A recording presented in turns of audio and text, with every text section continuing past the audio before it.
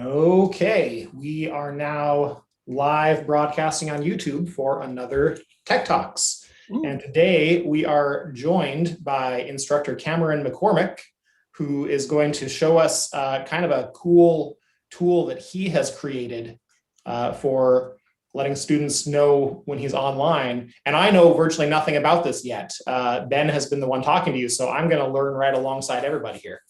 Yeah, so before we jump into it, I do want to say congrats, Caleb. This is our 20th Tech Talk. Is it really? I didn't even realize that. Pretty incredible. That's We've awesome. been able to show up at the same time, at the same place for 20 straight I can't weeks. do anything 20 times in a row on schedule, so that's pretty impressive.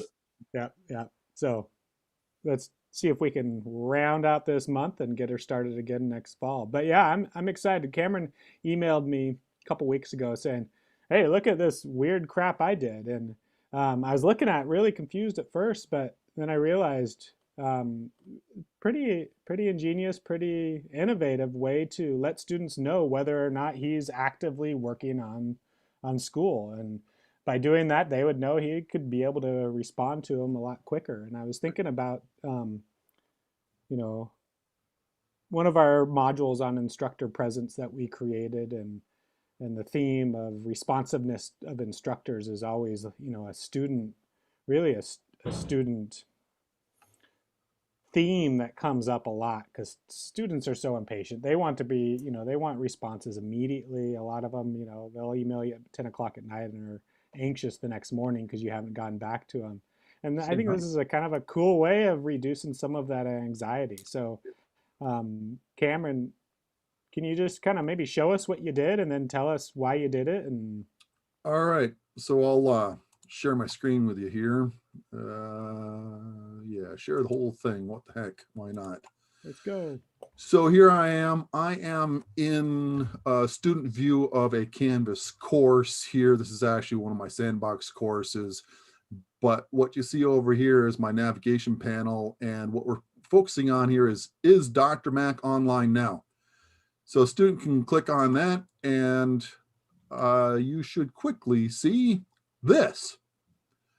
And all this is this is a Google Sheets spreadsheet.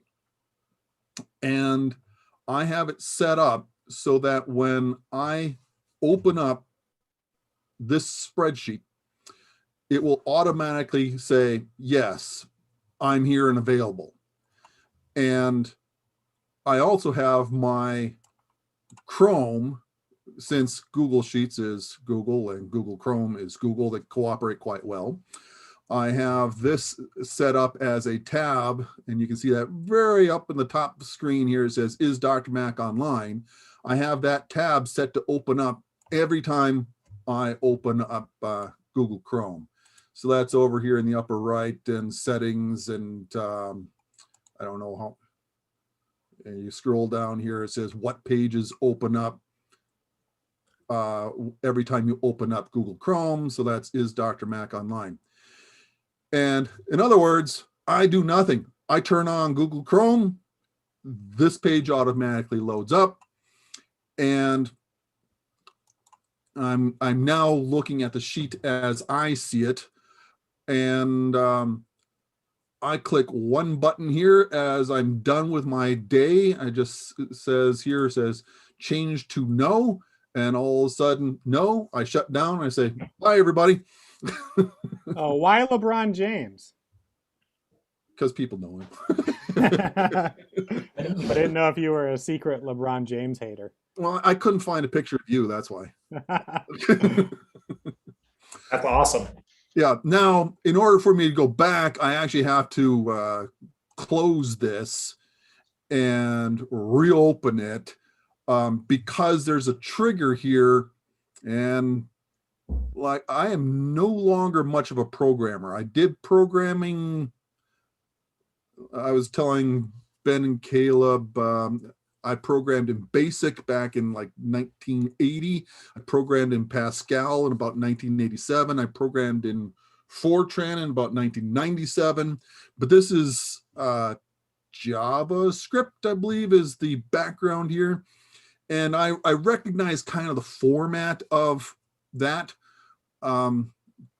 But let me see, we need to get over to there. I've got I access this enough that it's one of my frequent locations. And now that I'm opening this up, it should say working. It should convert. It takes a couple seconds because this is not housed on your computer. It actually has to go off-site to the Google servers and then kick in again. And it takes a few seconds for this to load up, and there it finally is. And I don't program too often, so we're going to try to figure out if I remember how to do this. Tools, script editor. Yeah, there it is. Tools, script editor. And look at that. That's all the programming I did. A single line. Okay. That one, I believe, clears the yes. And this one is another one that turns it to no. Another single line. How did I do this if I'm not a programmer? I went out and like the web and I Googled how to get things to go immediately upon opening or something like that. I don't remember. By the time it maybe took me a grand total of 2 hours to say, I want to do this and getting it set up the way I wanted it. How often do my students actually look at this? I have no clue because it's Google, so I don't have any no analytics on your end. No analytics on this. Yeah. But I have one student in particular who works from about 11 a.m. until 8 p.m. And I noticed that he in particular, if I'm on late at night after 8 p.m., he's in contact with me pretty frequently. So I have a suspicion that at least somebody is checking on this first. And actually, if you notice here on the navigation panel, I've got, first of all, see if I'm immediately available. If I'm not immediately available, then you can set up an appointment using Calendly. A year ago in the spring, when we were first doing this online thing, students used Calendly fairly frequently for me. They're not doing it this term. I'm getting more just email. You available for a quick impromptu Zoom? Yeah. And I have then for students, as a student point of view, they can immediately click here to start their Zoom meetings. They have to know what my password is for that. And that's in an announcement way back when on day one. In fact, I have now changed it so the password is up here on the syllabus so that they can find that pretty quickly. So my syllabus says Zoom meeting ID passcode here, and they can set up an appointment. You know, communication, I think, is one of those great big things that makes humans humans, and you can really mess up humanity or can do it right. The problem and the solution, right? That's the idea. Yes. So I'm back here. Am I online? Yeah, I am. And it's real easy to check. For non-coders, like I said, 2 lines. And I'm sure that if Ben were to ask me nicely, I would give him that coding and he could share that with everybody else. Yeah, I imagine wouldn't be too hard to make a copy of this and make it as a template that other people could, because once you have the coding working in the background, I'm assuming that this part is fairly easy to edit and change to your own verbiage and your own needs. Great. Right. Yeah, we'll work with you to get a copy of that, and I will later on put that in the YouTube link in the description so people can access a copy of it. That would be wonderful. Great. And you can see also on this page, I have all the other ways to get in touch with me, my email and scheduling, again, Calendly, and my general on-time hours. Very cool. Subject to change. Yes. So what prompted you to design this? Was that because of student behaviors, they were less and less using Calendly? Yeah, less and less using Calendly. My Calendly, I had it set up so that they could not make an appointment sooner than 4 hours, because every once in a while I drift off and like have dinner or something like that. And if a student said, "Hey, let's meet in half an hour," I wouldn't know. Yeah. And so 4 hours is a little bit long if you've got 2 hours before deadline. And I felt that if I have this, then they'll know, hey, he's immediately available versus could be a few hours. Very cool. Yeah. So we do have a question that just came up in the YouTube comments, partially related to this, but only indirectly. Somebody is wondering, this is awesome, but how do we get those custom links in the sidebar? Well, these custom links on the sidebar? Yeah. You use the redirect tool. Yeah. And maybe me or Ben can after we're done with this part of it, if we still have a couple minutes, we can show how to do that, because that's pretty simple, but a super useful little tool that's built into Canvas. Yep. So I am right now just got out of the Student view. Yeah. Come down here to settings, and let me see, that's apps, correct? Yep, and go to the apps tab. Apps tab, and then you Search can look for for redirect. And I'm at home, and when I am also using Zoom, I'm kind of maxing out my internet speeds. Yeah, that's okay. So then the redirect tool comes up and it looks like a little swirly blue arrow. And if you click on that and then click add an app, then you can add any custom link that you want. And some people use this for Calendly. Some people use this as a direct link to their Zoom meetings, to external tools that they want students to have access to. And it's super easy. The only thing that I would say about this really quickly is you want to make sure that you check off the button that says force open in a new tab, because anytime we were talking about an external link, we usually, from experience, we don't like to do that in Canvas, because sometimes that extra frame screws things up. But by opening in a new tab, they stay in Canvas in this window and they go to wherever you're redirecting them in this window. And then the other thing is, so Caleb, you prefer to have it this way, not checked? Oh no, I do. Sorry, I do prefer to have it checked off. Okay. Because we do want to open it in a new tab. Okay. Because anytime we take them out of Canvas, a student goes out of Canvas, there's often a good chance that they get distracted or they get busy and they don't come back. So if you do it this way, then Canvas is still open in this other tab. Okay. And then the other thing is you want to check off the button that says show in course navigation, because that's what makes it pop up in the sidebar. The other two, we don't check those off because I don't think they work, because faculty don't have the ability to modify the whole system-wide navigation. So you check out those two buttons, you put in a name for whatever you want to call the link, the URL for wherever you want the link to go, and then you click add app and it shows up in the sidebar.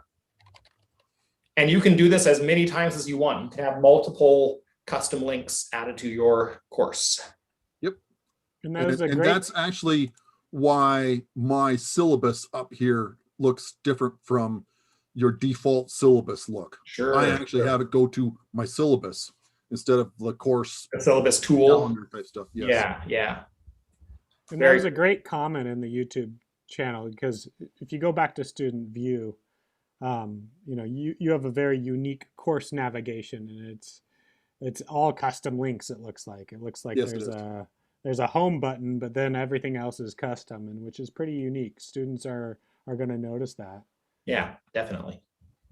Yeah, I used to leave everything up there, and over the years I've gotten rid of everything and made it exactly what I want.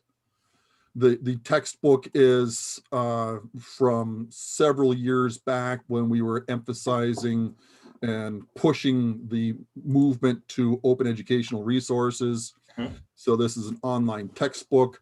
Oh, excellent. Again, this is also getting a little bit farther afield than the original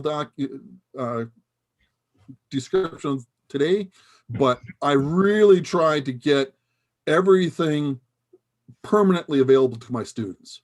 It's why I use Google Docs. It's why I use this online textbook instead of spending money on a short-term access to a textbook. And I also rarely use Canvas quizzes because once your Canvas course closes, the students don't have access to that quiz. And so I end up personally spending a lot of time grading by hand in Google Worksheets. Oh, okay. But the way I get around, I shorten that up a little bit by having rather detailed rubrics. Sure, sure. Have you ever tried using a Google form as a quiz, Cameron? No. That has a quiz function for educators. It does. Does it auto grade? I don't know, but I would assume it does. I would imagine. Ooh, good idea. Geez, you guys, we're hitting like 5 different topics in this tech talk all at once. We're going to have to bring you back for some of these other ones more specifically sometime. Especially now that I know that you're into OERs, you will be hearing from me at some point in the future. You know what scared me at first with that online text was, you know, they gave me a grant and they said, here, create an online text. And I calculated the amount of the grant and how that converts to hours. And I said, you want me to write a full textbook in 20 hours? Right.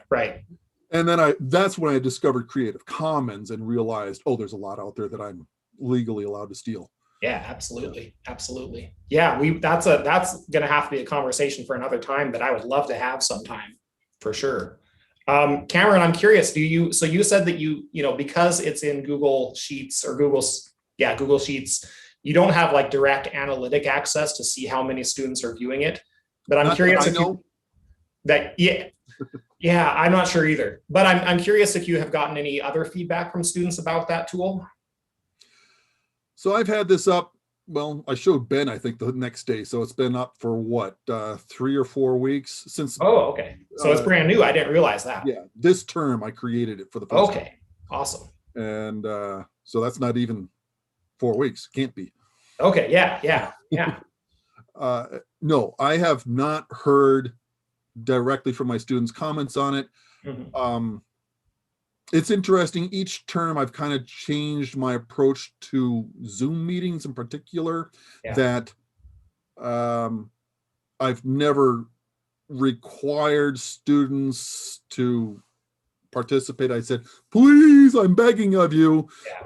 You are in this section of the course. Mm-hmm. I'm going to have one mid-morning and one afternoon session. I know you have different schedules. Please try to be in one of those two. If you can't, I understand. We are not allowed to require that because if the course is listed as an asynchronous online, then it has to all be optional. So I've had varying degrees of participation on those. Sure. And typically in the past I've had a handful, a small handful. Right. Of regular participants in those Zoom meetings, and but I found them dropping off. Mm-hmm. And I was fortunate when the quarantine started. I'd already been teaching online for a couple of years. It wasn't too much for me to make the jump. And when I first started doing online courses, I was creating lots of YouTube videos and Panopto videos with specific how to answer and do this particular homework. Mm-hmm. And when I first started out, I would get students saying, will you please create a video on this instead of, will you answer my question? Right. And I think now that I've been doing it enough, I've got enough videos, I've prevented the questions. And I'm hoping, my interpretation is, the students are getting enough guidance that they don't need to talk to me as much. Yeah, no, I think that's exactly right. And that's a comment that I've heard from other instructors is when you have optional, non-required Zoom meetings, there's always the question of, are they not coming because they're disengaged? Or are they not coming because they understand what's happening in the course? They understand the process, they know what's expected of them, and they're just doing the work. Right. And usually you can determine that based on the work that they are submitting. Whether they know what they're doing and they don't have questions, or they're just ghosting you. Yeah. I'm reminding my students multiple times a week in multiple ways. Please talk to me if you've got a question. Yes. And I still do create at least a weekly update. This is the problems I saw from students when I was grading last week. These are problems I've had in the past with this upcoming homework. And then I always end that up with, talk to me, send me an email, tell me about your dog. Yeah, no, I think those weekly announcements are incredibly helpful to students. Yeah. Both the ones that, like you said, if you've been teaching the class long enough, you usually know where those choke points are, and you can anticipate those common problems and kind of hopefully catch them ahead of time. But also the students that they know what they're doing a great job, they don't have any questions. But if they know that you're present, if they know that the instructor is a human being on the other end, it makes all the difference in their engagement with the class. Yep. And I try to make it look a little bit like I'm in the classroom 5 minutes before class. Right. And we're talking about the game. We're talking about what we did the weekend. And every once in a while, I'll throw in a little bit of, hey, here's an object that I would normally have in my office that's a little unusual. Let me show and tell type of thing. Nothing to do with geography, but just humanity. Absolutely. Humanity. The term that I once read was illusions of physical presence. Anytime you can make it seem like, even if you're just making them imagine, oh, this is a person in a physical space who's physically there and doing something, that just, even just subconsciously, it makes a difference for your sense of connection. Yes. Yeah, absolutely. Yeah. Well, Cameron, that was really a cool tool, honestly, just because it's so simple once you have it set up that it just works in the background. You don't need to think about it, and it's just instantly available to your students. I think that's really cool. Yeah. I would be curious towards the end of the quarter to hear if you get any feedback, or I don't know if you do like a course, your own personal course eval that you ask your students to do, maybe throw that in as a question just to see what they say. And I would be very curious about that. Yeah. In fact, normally this current week, about week 4, I do that kind of quiz questionnaire. Right. We're in, how are things going? What's going right? What's going wrong? What are you using? So I might actually have some data coming up here in a few days. Cool. And, you know, I sometimes get on, my default due date is Sunday midnight. Yeah. Yeah. So often I get on about 8 or 9 p.m. at night and I'm on Zoom. I just fire it up. I'm there waiting. In the background. Yeah. But it's annoying. This was not planned. It's annoying for me to go into each one of my courses and say, I'm here until this time, because saying you're here isn't enough. You need, they need to know until when. Yes. And so this makes it much easier. Absolutely. Oh, so one thing I'm curious, maybe you didn't have this, or maybe you did and I just didn't notice it. Do you have a space where you can like type out a message that's just currently available or something like that on your tool? Especially if you're connecting it to multiple courses all at once, you could have a little spot to say, today I'm on my laptop, but I can't do a Zoom meeting, or something like that. Or so I can easily change that. This is a live spreadsheet. If I want to, I can actually go in here and say, perfect. Right there, bam. Yeah. Oh yeah. There we go. Perfect. Excellent. Yeah, that's great. I haven't. But sure. I mean, it's probably not necessary most of the time, but it's nice to know that it's an option. Yeah. Cool. Well, I wonder where Ben went. I know that earlier he was having some technology issues. So he might have, yeah. He kind of froze up. Yeah, that's okay. Well, Cameron, did you have anything else you wanted to add or share? I'm happy to share it, because like we've been saying now for round 3, took me less than an hour to figure it out from scratch. It's going to take anybody using a new template even less. Yeah. And it's nice to let your students know what's going on, whether you're available or not. And I think it's also good because your students will say, well, the instructor is letting me know they're available. I don't have to worry about imposing on them. Yeah. Yep. Just I think sometimes even just offering help or offering availability even if the student doesn't use it, just knowing that it's available sometimes reduces the student's anxiety to the point. I've had students where just knowing that help was available made them so much less anxious that now they didn't need help. Like seriously, just knowing that it's available, knowing that somebody is there means that they are now more confident to just figure it out on their own. And then they don't even necessarily need you. Right. I believe that makes sense to me. Yeah. Well, Cameron, this has been great. I really appreciate you coming on and sharing this tool with us. And later on, me or Ben will get a hold of you about getting a copy of your spreadsheet. And later on, we will share that in the description on the YouTube video so people can access it themselves, make a copy, and try it out for themselves. Glad to help. Awesome. Well, thank you so much for joining us. Yeah, we'll have to have you back on another time for some more topics, because we covered like 3 or 4 or 5 things here that are all worth tech talks in their own right. Sounds like the kind of way I lecture. Awesome. I like it. All right. I'm going to end our broadcast stream here. So thanks everybody for tuning in, and we will talk to you next time. Great. Thanks, everyone. Okay. And the stream is over. We had